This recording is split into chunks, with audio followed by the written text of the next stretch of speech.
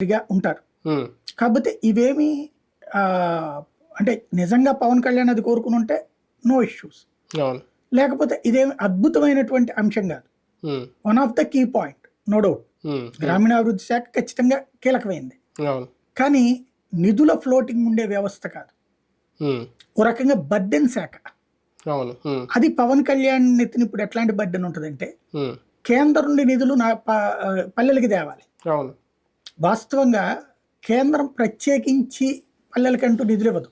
ఉహు, పల్లెలకి ఇచ్చేది ఆర్థిక సంఘం నిధులు ఇస్తుంది. ఉమ్, ఇప్పుడు పవన్ కళ్యాణ్ రావడం వల్ల ఒక మంచి జరుగుతుంది. ఉమ్, ఏంటి అంటే, పంచాయతీలకు డబ్బులు రావట్లేదని ఆయన అనేక సార్లు చెప్పారు కదా.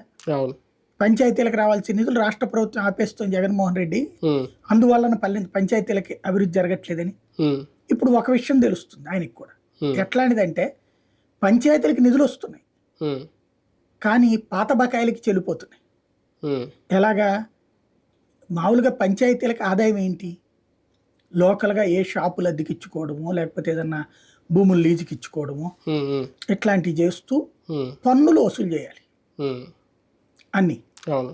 సాధారణంగా పల్లె ప్రాంతాల్లో పన్నులు వసూలు చేయడానికి ఒత్తిడి అవుతాడు ఉమ్, ఏ నాయకుడు కూడా. అవును. ఎందుకంటే మళ్ళీ ఓట్లు పోతాయి లోపల పంచాయతీ లెవెల్లో. అవును. అక్కడ వ్యతిరేకత దాంతో రాకూడదు. పన్నుల వసూళ్లు 100కి 80% ఉండదు.